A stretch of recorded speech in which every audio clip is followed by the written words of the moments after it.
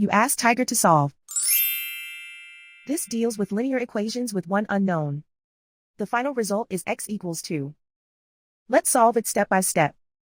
Simplify the expression. Expand the parentheses. Multiply the coefficients. Simplify the arithmetic. Expand the parentheses. Group like terms. Simplify the arithmetic. Group all constants on the right side of the equation. Subtract 74 from both sides. Simplify the arithmetic.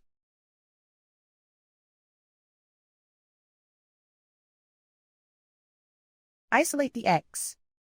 Divide both sides by -28. Cancel out the negatives. Simplify the fraction.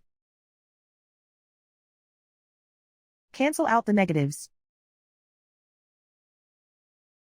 Find the greatest common factor of the numerator and denominator. Factor out and cancel the greatest common factor. And so the final result is x equals 2.